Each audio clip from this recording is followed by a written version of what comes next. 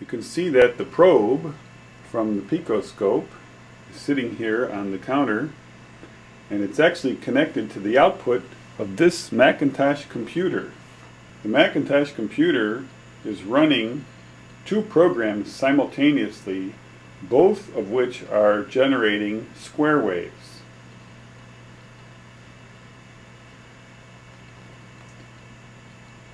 The window on the left is generating a square wave of 924 Hertz,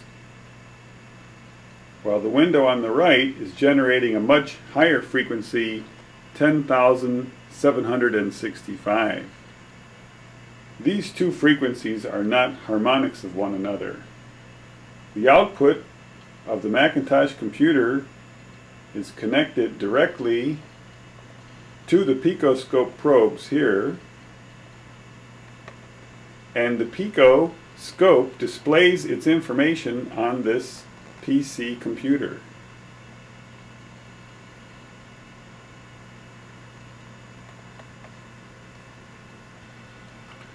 The picoscope is currently set to read frequencies up to a maximum of 20 kilohertz.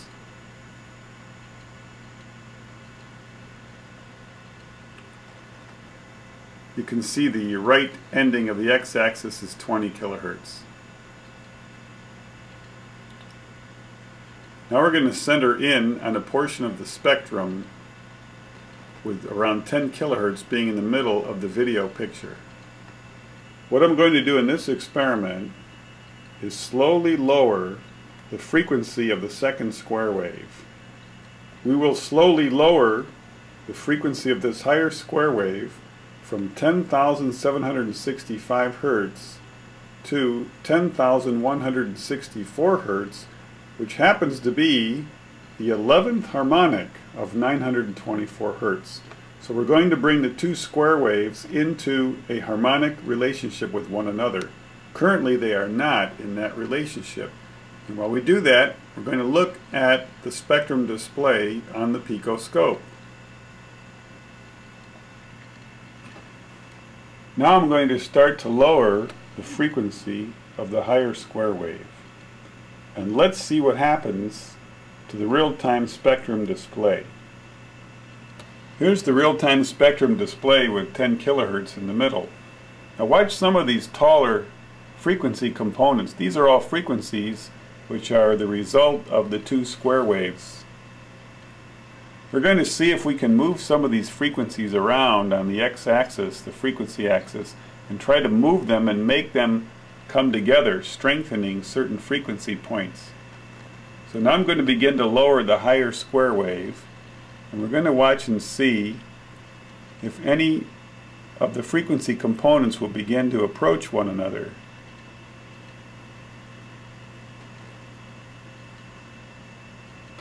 Now, if you look carefully in this region, you see a tall peak, and next to it a little shorter peak. And what I'm going to do is, as I lower the higher frequency, watch as these two frequencies peaks, these two peaks of frequencies come closer and closer together. In other words, I'm changing the frequency content of the sound in real time, and I'm trying to line up frequencies, the energy of these separate frequency bands, and bring them to coincide and put more energy into one combined frequency band. So now I'll continue lowering the frequency, and let's watch and see the real-time spectrum display. And you see things are changing in real time here.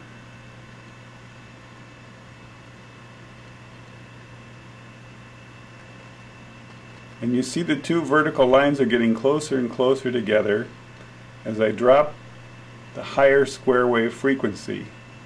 Soon they'll be touching and their strengths will join. Now we're getting very close, and we're coming very close to a harmonic relationship between the two frequencies. As we approach a harmonic relationship, these sidebands get closer and closer together and will strengthen each other.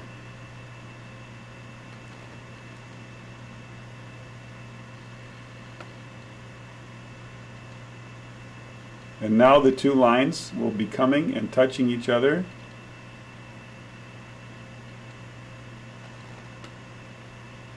You see this one climbing up almost right next to it. And now they're almost exactly the same. They're strengthening each other.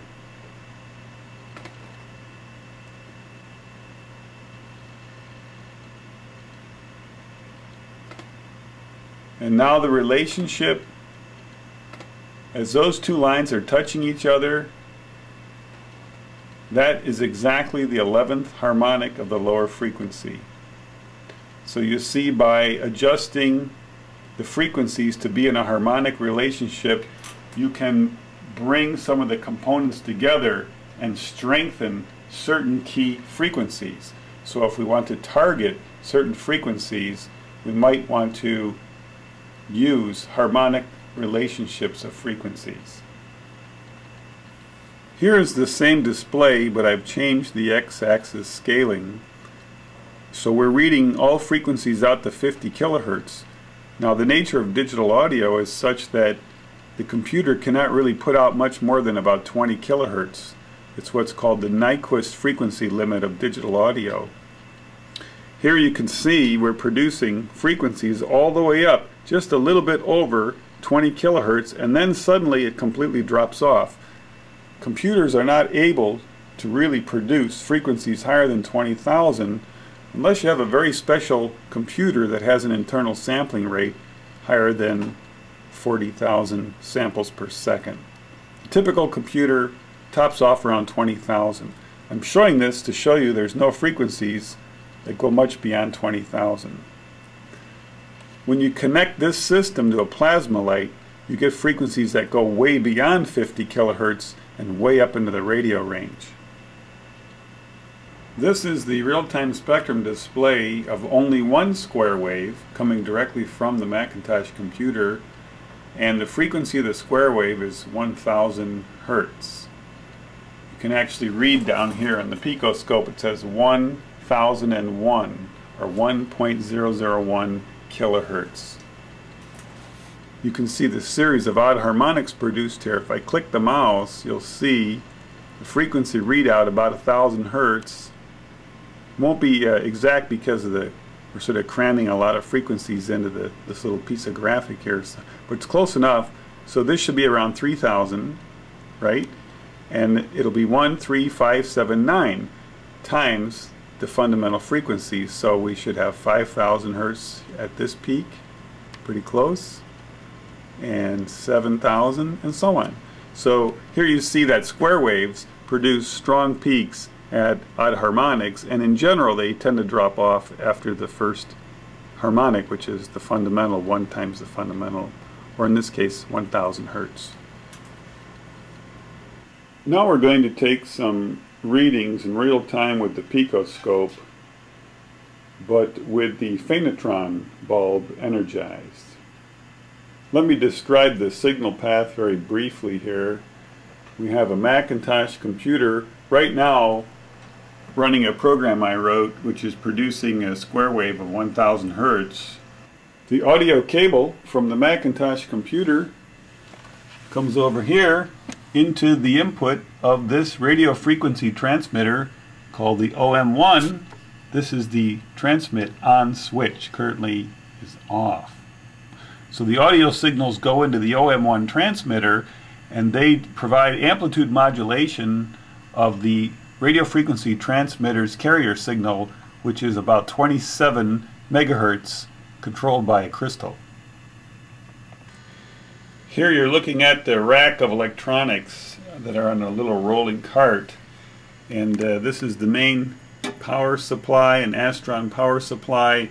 There's a very large capacitor here, and in the back you can see a 100 watt linear amplifier, and then the signal comes up through this silver cable and goes into this box, which is an MFJ antenna tuner, and you have to adjust these two knobs while watching the meter, and we're going to shoot for 100 watts on the left meter And the total reflected signal, or what's called the standing wave ratio, SWR, we want to keep as low as possible. So we want to see this rise to 100 and this stay down below 1.2 or so for a maximum effect. The back of the antenna tuner then connects through these cables into the front and back side of the phanotron here. Because the signal is amplitude modulated, the carrier signal ends up getting pulsed. So we have pulsed radio frequencies coming in here, and the content of the frequency can be changed by changing the signals on the Macintosh computer. And we're going to see the spectrum displayed in real time over here. And we're going to pick up the spectrum. We're going to pick up the pulse radio signals coming off this plasma bulb. This is a phanotron plasma bulb. And we're going to pick up the signals in this copper loop. This is actually a 3-foot loop of copper wire. It's just sticking into a piece of styrofoam to hold it up. And then we have an alligator clip, and that goes right to the tip of the pico probe, and we'll see the result displayed there. You have to be a little bit careful when you do this, because you can actually destroy the picoscope if you have too much power. So you want to start from some distance from the transmitter source. But I've measured this previously, and this is actually where the microscope slides usually go, just a few inches from the phanotron bulb. So we're going to really see the waveforms and the frequency content that are coming off the phanotron, and we'll see them in real time over here in the picoscope. Okay, I think you can see we have the phanotron bulb lit, so we now have a plasma inside the bulb, and the frequency is 1000 Hertz in just one square wave. And we're going to show you the antenna tuner. Here's the antenna tuner, 100 watts exactly. SWR, standing wave ratio, about 1.2, so less than 5% reflected power. And usually you need to stay under 1.2 to have a successful experiment. Actually, as I look at it in the lab, I really read it, it's about 1.18, it's below 1.2. So the video camera might not be picking up exactly what I'm seeing, but pretty close. So now you're looking at a real-time spectrum display of the picoscope, which is reading the plasma, the phanotron output. I suppose it's just reading the radio frequency outputs, really. And you can see we have some big peaks already, and it's quite a broad spectrum. And the spectrum goes above the 20,000 cutoff we saw before. In fact, there's a huge peak right in this area. And you can see there are some frequency components that go quite high.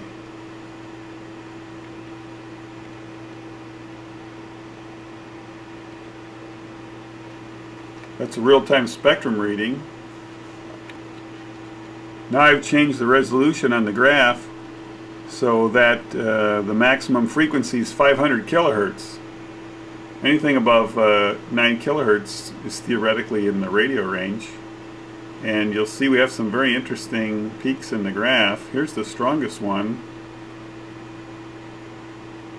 According to this graph, this peak is happening at 123 kilohertz.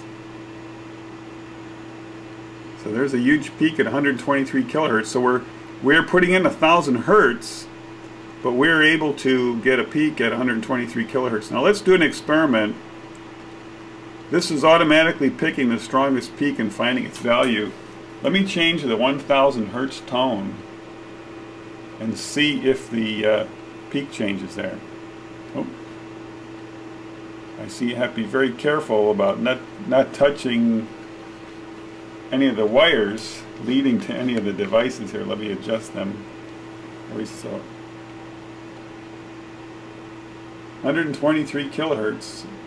And now I'm going to adjust the square wave frequency.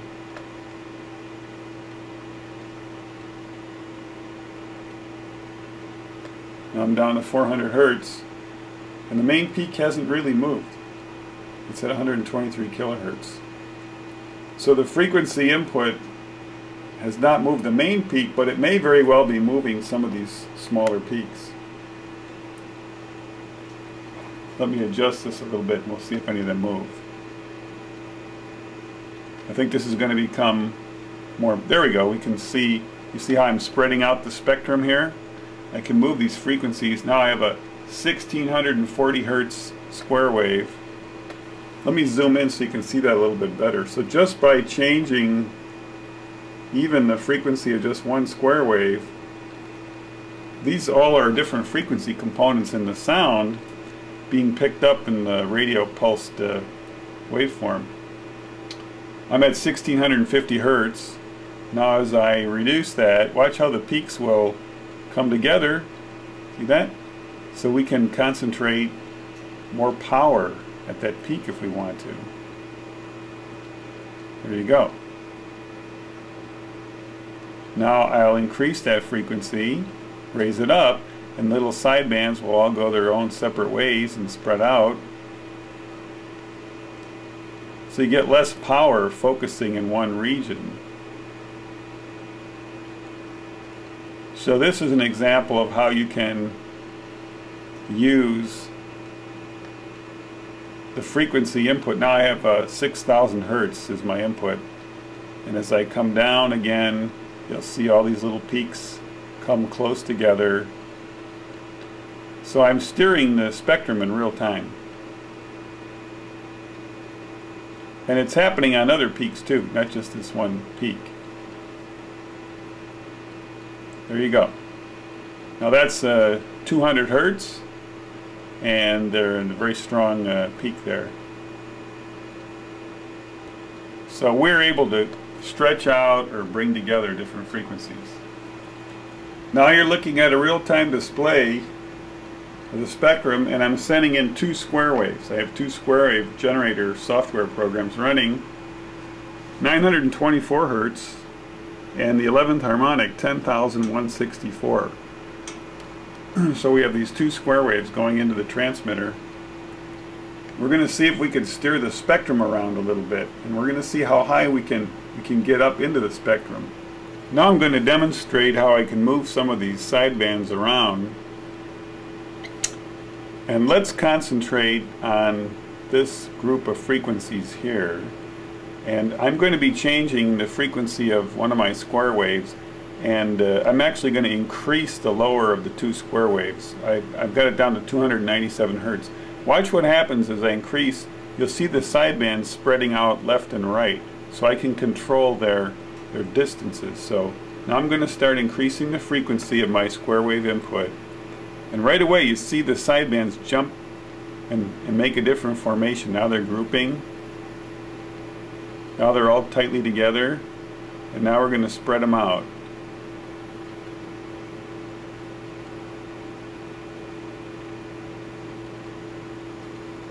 You see more distance between the lines. See, we don't have that big thick band we had before. They're all spread out here. So I brought the frequency way up. It's at 1685 hertz. Now let me bring it back down slowly. We should be able to bring these back together and focus them in a certain location. Now I'm bringing the square wave frequency down, and we want to watch these these side bands come together. We want to watch the bandwidth come together. In other words, we're bringing more energy into that certain region. This is all about trying to focus certain frequencies in the spectrum using the RB plasma device. Now they're coming closer and closer together. We begin to get a thicker line there in the middle. See, now we have this thick blue line we didn't have before. We've focused more overall energy, bringing more sidebands into the same region.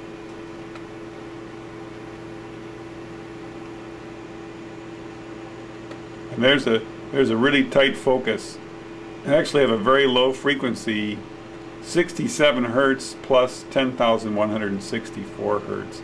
But see, all these sidebands now have come together into a strong peak. We're not sure exactly what controls where the main peaks are that come up here. It probably has something to do with shape of the device.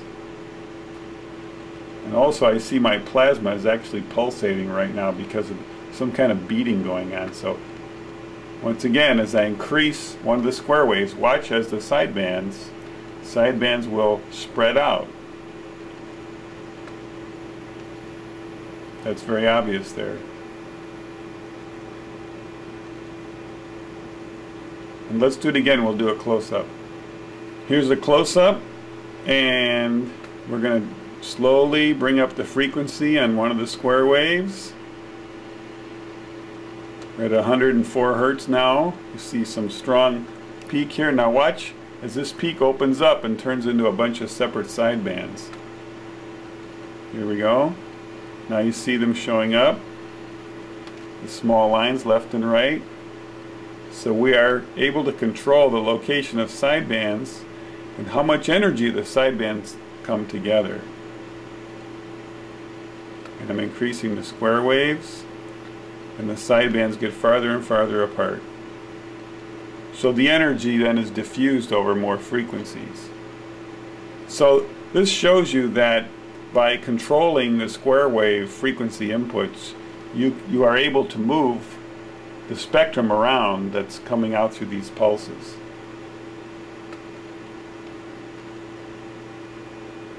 We can steer the frequency content.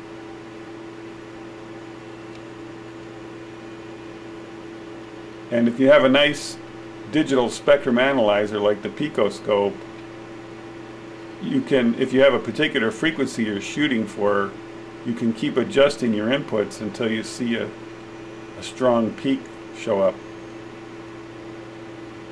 And now you're looking at a real-time spectrum of two frequencies, 924 Hertz plus its 11th harmonic, 10,164 Hertz.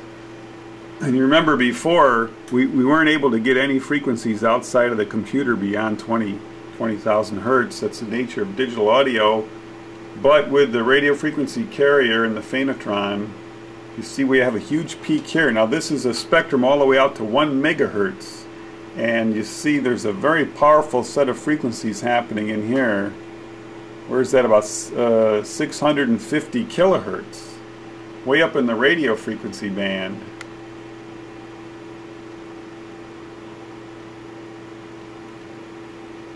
This is a demonstration that you can use this device to generate frequencies way up in the radio frequency range. This would be about, let's see, I'm actually getting a reading there. It's a little unstable though.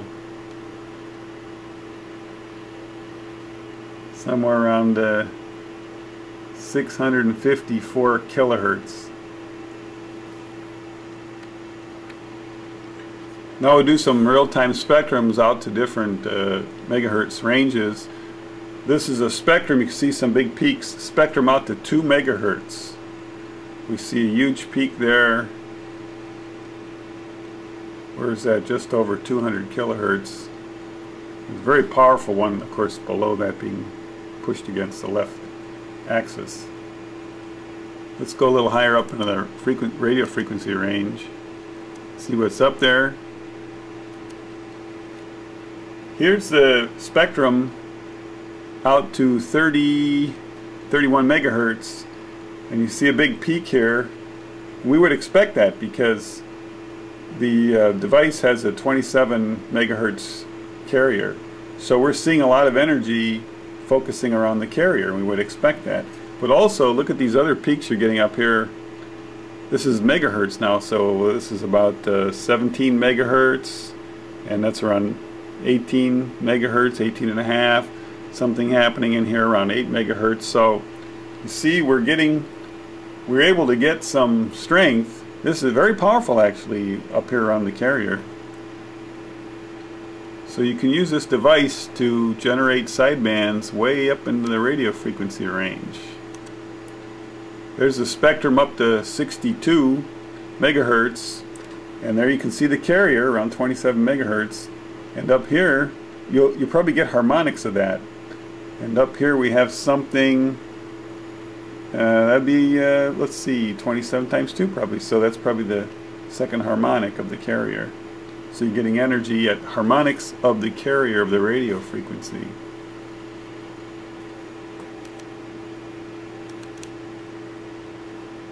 This is the spectrum up to 125 megahertz. So very powerful. There's the carrier again around 27. And it looks like you're getting some harmonics of the carrier, but also you're getting some signals, some decent signals up 110 megahertz or so. This version of the picoscope can go as high as 250 megahertz. So there's the reading up to 250 megahertz. And we have energy. It's not very strong, but we do have some sideband components being generated up over 225 megahertz. You can kind of zoom in here, you can see a little bit better. See, this is the megahertz range. Let me show you the rangefinder. 250 megahertz. And you get a nice feel for, there's the carrier, a lot of energy way down here, but you're getting quite a bit of strength here, another harmonic of the carrier and so on. We can check that actually, you can click on that.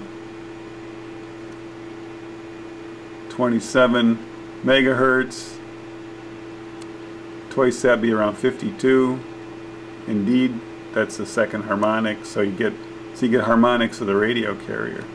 But when you're at this resolution, up to 250 megahertz, you're not really seeing, I don't think you're seeing useful frequency content. I think you need to get down, maybe down to about 2 megahertz or so, maybe 4 megahertz. Here's the display out to 4 megahertz. And then you can see some energy patterns, which are really interesting. There's a really powerful one here, 1.7 something megahertz, 1.73 megahertz, very powerful peak. There's another one, something up around 3, so you're probably getting harmonics of that peak. And as you saw before, we were able to steer some sidebands. I don't think you'd see the sidebands at this resolution though. Here's the spectrum out to about 1 megahertz, and very strong peak here at about 650 kilohertz, 650,000 hertz, a series of peaks. It would be very interesting to see if we could steer something around there.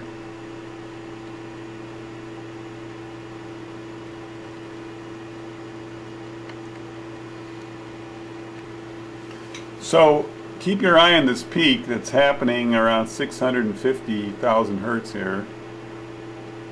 Just this general shape. There's lots of frequencies being generated in this range. And I'm going to slowly change the square wave frequencies. I currently have 924 hertz plus its 11th harmonic, 10,164. And now I'm going to change the 924 hertz. Let's see if I can just change any sideband location. So if you start to see lines moving left or right, it means we have control, or some control, of sideband locations. Okay, now I'm going to start changing one of the square waves, the lower frequency from 924, and go up. And I think already you can see there's some interesting shape changes going on. Some lines are going up, others suddenly show up, some drop down in amplitude.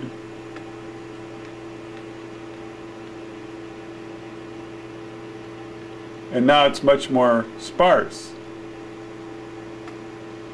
You see very weak pattern, they're all spread out. I brought the lower frequency up to 3400 hertz.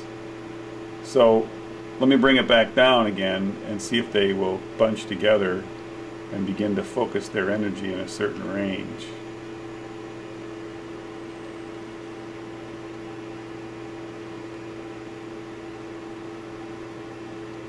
Yeah, it seems like they're coming a little bit more together here.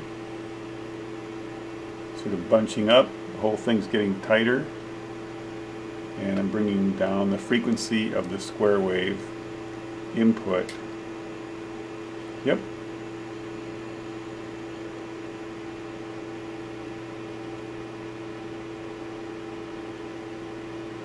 And there we are back to the original 924 Hertz. Let's keep going lower.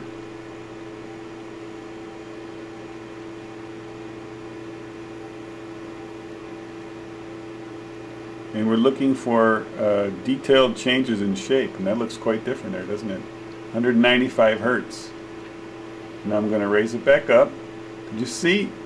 If you look at the center line, if you watch this center line, you'll see other sidebands shoot up alongside it. So by watching that, you can begin to concentrate energy in certain regions. So I'm at 190 Hertz on the lower square wave. Now I'm going to bring it up and watch. I have some kind of beats going on. Beats will cause a funny display. Watch these center lines, and suddenly lines will come up and start to gather around. There we go. Now we're going to increase that frequency. You see how it gets thicker? The more sidebands grow up alongside the center one.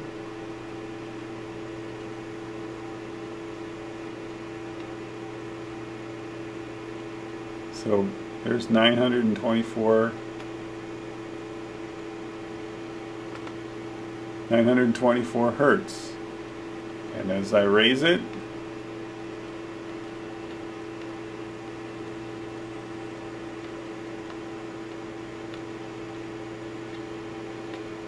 you see we've stretched these sidebands way out. And again, the scale is, that's 1 megahertz across the screen, from 0 hertz to 1 megahertz.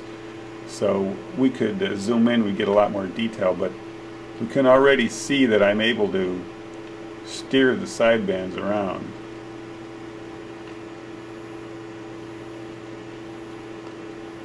There's a kind of a beating going on right now. This is what the spectrum looks like when you have plasma beating. In other words, the plasma is pulsing, and you see the spectrum grows up and spreads left and right. So that could be worth experimenting with. Here we are once again with 924 Hertz and its 11th harmonic. We're looking at a grouping of frequency sidebands showing up around 650,000 Hertz, 650 kilohertz. And as I change my 924 Hertz square wave, I can change the shape. You can see little sidebands jumping up, spreading out. Now they're spreading out and becoming thinner. Or I can bring it back down to the fundamental of the 11th harmonic, and you see them growing closer and closer together, so I'm concentrating more and more energy in that area.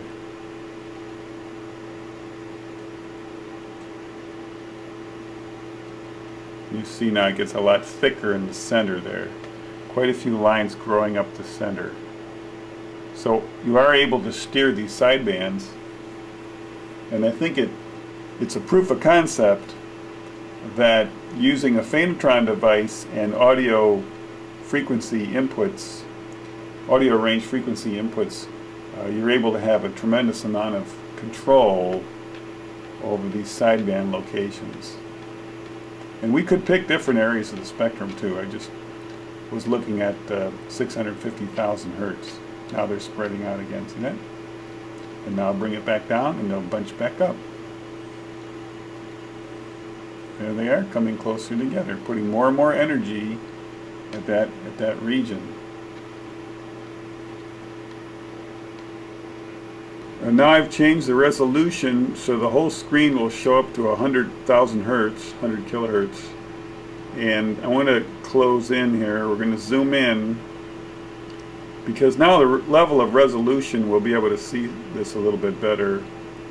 So you're seeing these numbers across the bottom of your screen, 70 and 80. That's 70 kilohertz and 80 kilohertz. Now watch these lines. That's the frequency content of the radio pulse. And I'm going to change the square wave frequency inputs into the whole system. And watch how the lines can be moved around at will. So we're focusing in this range around here, which is around 75, 78,000 Hertz, or 78 kilohertz, something like that. Now I'm going to change the square wave, and let's see if the little sidebands move. See, they're moving out away from each other. If you're watching this line, you'll see the other lines are moving away, and now I'll move them back towards it. See, now they're approaching that line, getting closer and closer. Very close together now. So putting more overall energy into that range. And now we'll spread them back out. Can you see them moving? The peaks are spreading farther and farther away from each other. These strong peaks are spreading away from each other. And this is being done by changing the square wave frequencies. And now I'll bring the frequency back down. It's up around 3,000 hertz on the lower one. Bring it back down and watch these peaks slowly come together. See the peaks approaching one another? Spectral peaks are getting closer and closer. So we are able to move sideband locations around by adjusting square wave frequency inputs. The square waves are in the audio range, but the results happen, you're looking at something way beyond audio range, 78,000 hertz. This is all up in the radio frequency range. So with this device you're able to steer the sideband locations to some extent.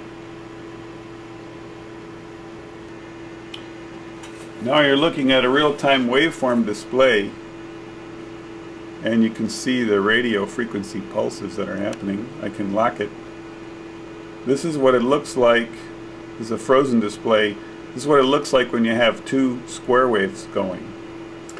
So this is the waveform display when you have only one frequency. It's 924 hertz. And I'm seeing a sort of highly irregular shaped pulse, which leads me to believe the amplifier is overheating and we're getting problems with the electronics. Let me add a second frequency now. That's the waveform of 924. Let's add to that. Now that's nothing, there's no input. And here comes two square waves. Takes on a very different shape. This is 924 hertz plus its 11th harmonic, 10,164. We freeze that, you can see it looks quite different. When you add a harmonically related frequency, you get different kind of pulses. Maybe I can spread those out just a little bit. Let's see. That's a really good picture of what happens when you add that 11th harmonic relationship. Very, very special radio frequency pulses going on there. Now let's eliminate the low frequency. Let's just look at the 10,164, and that's that.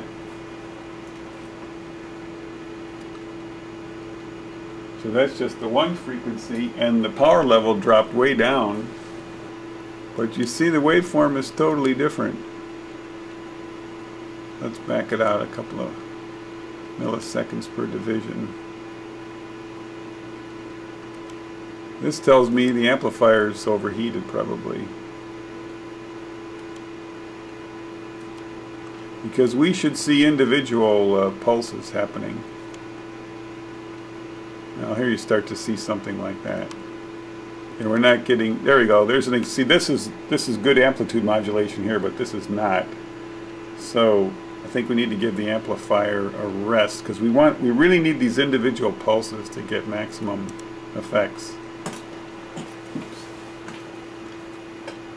Now this is really interesting because I shut off the amplifier. I turned the Macintosh, this is 10,164 hertz only.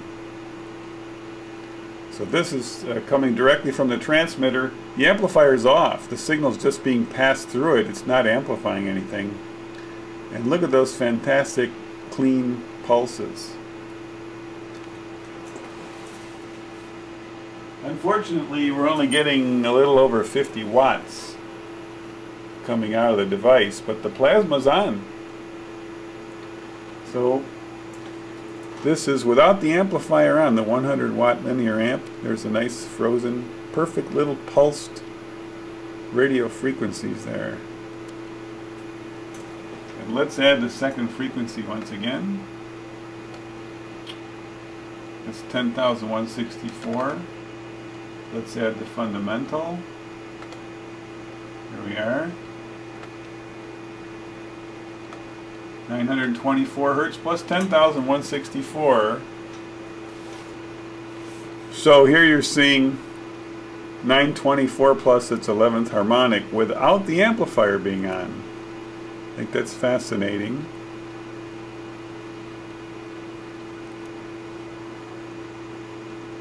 It's only putting out about 2 volts. Let's change the resolution a little bit. There you go.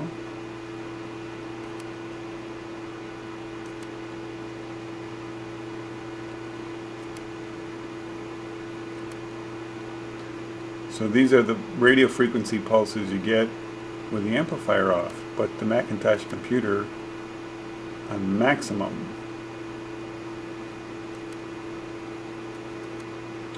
I think the whole biological effects work a lot better if you can really get clean, separate pulses. But that does give you an example of what it looks like when you're using 2 square waves. You get these short pulses and then you get a longer pulse.